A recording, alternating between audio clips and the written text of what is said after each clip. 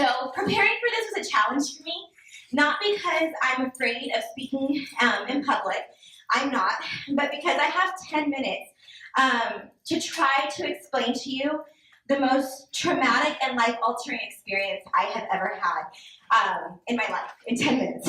So that just means I'm not going to have time for a lot of fluff.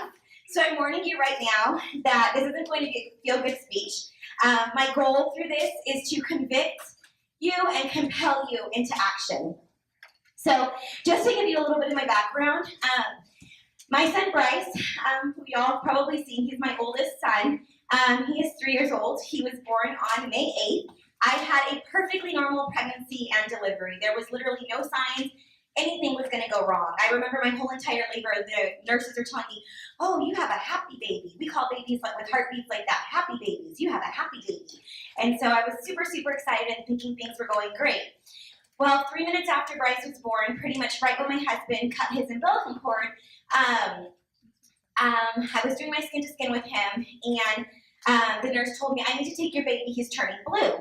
And I remember thinking, like, why is he, I even said that we have a video, I'm like, why is he not crying more? And I thought he looked a little off, but it was my first baby, and I heard that, you know, babies don't look how you expect them to look. They don't come out looking like they do in the movies.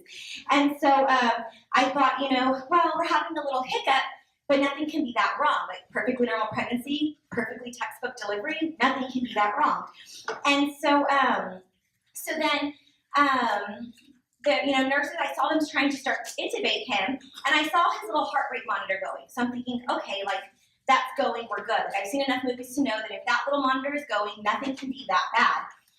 And so after a few minutes, the neonatologist came in, and they told my husband, okay, we're going to go ahead and take your baby down to the NICU.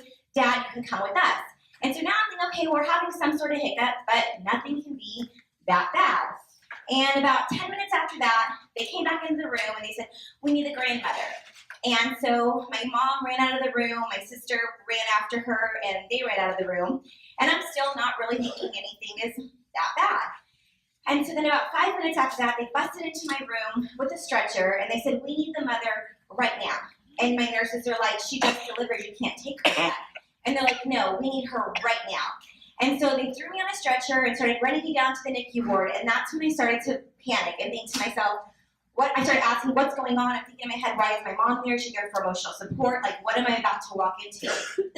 We busted through the NICU doors, and at the end of the hall, it was literally like the scene out of a movie. I always tell people, movies try to recreate what my reality was at that moment. There was literally 20 nurses and doctors screaming around Bryce's bed. It was just absolute chaos. There was my husband, my mom, and a chaplain there waiting for me. There were other doctors that were just standing back. Literally, the neonatologist himself was just, this is exactly how his reaction, he was just like this, dumbfounded. Nobody knew what was going on. And so in just the nick of time, I'll never forget a nurse named Evelyn was able to get a line into Bryce's, okay, so 3 minutes after he was born, his heart stopped beating, he wasn't breathing, and he had no pulse. That little monitor I saw of his heartbeat was actually a false read. His heart wasn't beating at all. So they couldn't get any lines into him because his veins were flat. They actually ripped out his umbilical cord to try to shove lines in through his stomach. And so in just the nick of time, the nurse was able to get a line in him, his flat vein, that got his heart to start beating. So for a moment, we were in the clear.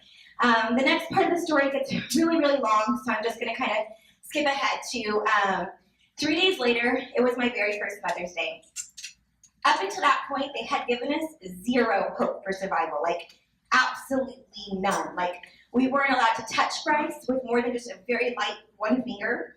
We weren't allowed to speak around Bryce. It had to be completely silent because they were trying to conserve his brain as much as they could. So on Mother's Day, we got the best news that we had got so far, and that was there was a chance that Bryce might survive. But our, joy that we felt was immediately crushed because the very next sentence was, but he was without oxygen for a long time, and he's likely going to be a brain-dead vegetable, and you should start to consider his quality of life. So, some first Mother's Day, right? I also got discharged from the hospital on Mother's Day and had to go home without my baby on my very first Mother's Day. So it was really hard. So, all of that, there is something that stood out dramatically to me on that day. And it might not look like much to you, but this little thing literally changed the course of the rest of my life. I had my family, my family came, and of course they were trying to cheer me up. Everybody brought me gifts. You know, my husband got me gifts. But there was something about this that stood out to me because this didn't come from my family. A nurse came and gave it to me, and she said that it was from a former NICU mom who had spent her Mother's Day in the NICU. And to me, knowing that there was another mom who had been through what I had been through, who knew the hurt that I was going through, that they thought of me on their Mother's Day and took time out of their day to come and do something for me, profoundly impacted me. And so, the good news is, Bryce, I don't know if the picture went away, I don't know if I got to see it. I can pull it. That's a picture of me with Bryce, right the day before Mother's Day, actually. And the good news is Bryce made it out of the hospital, a perfectly healthy, happy baby boy. He has no residual effects of anything that he endured. He is a complete and absolute miracle. To this day, he is a medical mystery. I remember the day before we went home, I asked our cardiologist, is there any explanation for why this happened to Bryce? And she said, Brittany, we brought up your son's case in our board meeting yesterday. She said there were 10 cardiologists and 2 surgeons in the room, and not one has the slightest idea what happened to your son. He stuffed a whole room full of really smart people. And so when Mother's Day started rolling around the next year, I remembered this. And I remembered how much it touched me. And I told my husband, we have to go back. Like, we know how much the smallest gesture can make the biggest difference. Like, we need to go back. And so that was the start of Bryce's NICU project. For the next 2 years, my husband and I fundraised amongst our family and friends, and we took gifts and lunch to families with babies in the NICU at both St. Luke's and Methodist. That was all fine and dandy until I learned that there was almost a dozen NICUs here in San Antonio. And it broke my heart to know that I was missing so many families. Families that were just like me, families that were experiencing the same hurt as I was. The only difference is they weren't at a hospital that I was serving at. And so that is what started us on our mission to become an official nonprofit organization. We knew that if we could become an official nonprofit organization, we will be able to reach more money, to reach more families on more occasions. On March 30th, we will officially be 1 year old as a nonprofit. That was incredible. And that was a challenge because to become a nonprofit, we had to raise more money than we had ever raised before to cover all of our fees, while still raising enough money for our Mother's Day NICU event. So I can proudly say that in the past year, we have gone from serving 2 NICUs on one holiday to 10 NICUs on 6 holidays. It really, really amazes me to think that. So I remember when Bryce was in the hospital, I was always asking God, like, why did this happen, God? Like, why? Like, why are we going through this? Why is this happening? But I also remember thinking to myself, if just one person comes to know you, Lord, through this, if one person comes to see your goodness through this, it will all be worth it. And that person ended up being my husband. But that's a whole other story. So I'm going to go there. But, the Word of God says that everything that the devil means for evil, God will turn to good. And I truly believe that the reason all of that happened, like I said, no explanation to this day, but I truly believe that that was God's plan for my life, to go through that and to experience that. Because had I never experienced the hurt of the NICU firsthand, I wouldn't know the deep need that was needing to be met there. And so that experience literally changed the course of my life. It has given me a new mission and a new purpose, and I know this is the ministry that God always has intended for me. There are a lot of organizations out there that do things for NICU babies, lots of them. I always say NICU babies are very well taken care of, but there are very few organizations that actually focus on just the parents, specifically on the holidays. Every single day in the NICU is extremely hard. But holidays are 10 times harder. A baby doesn't know when it's a holiday, but a parent does. A parent knows when it's supposed to be a joyous time, and it's not. Parents who have multiple kids, I am so thankful Bryce was my first. I can't imagine the NICU families who have multiple kids and have to deal with the guilt of leaving one at home while they're in the NICU with their baby, or leaving their NICU baby in the hospital by themselves where they're at home with the other. I can't even imagine that sort of guilt.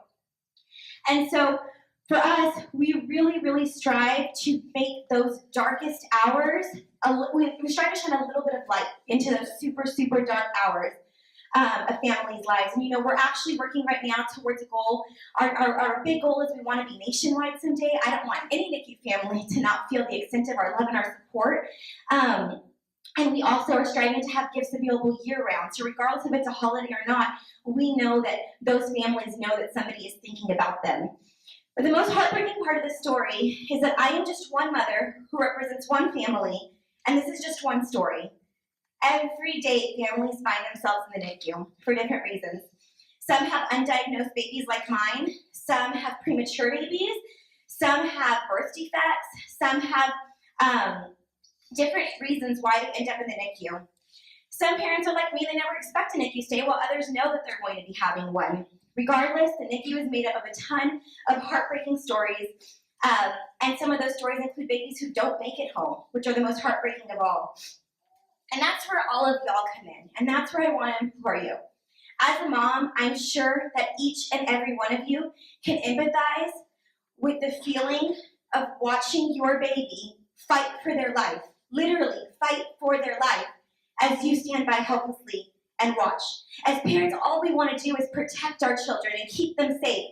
But when your baby's in the NICU, you have to fully trust in doctors, and you have to stand by and watch and pray over your baby and pray that they have the strength to make it through another day. I remember, I still go back and visit all of our old NICU doctors and nurses, and one nurse recently told me in this past year when I visited, she goes, Brittany, I was surprised every single day I would come in and see Bryce in the hospital still. She goes, every time I still saw him, I was surprised to see him there the next day. She goes, nobody ever thought he was going to make it through a night.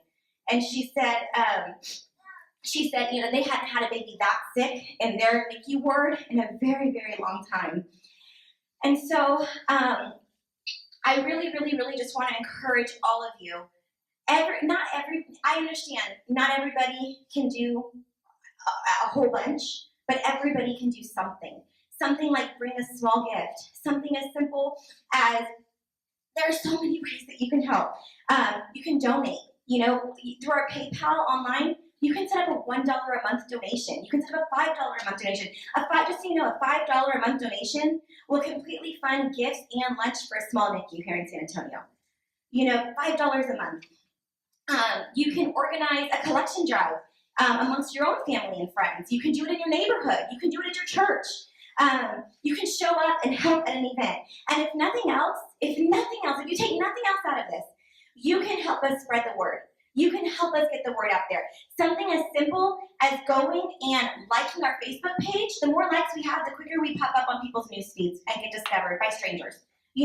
Share. When we have an event, share it. Share our event. Help us get the word out. You don't understand how much powerful social media can be, especially to small nonprofits that are really trying to get the word out there. Honestly, guys, the best way to keep up to date is follow our Facebook page.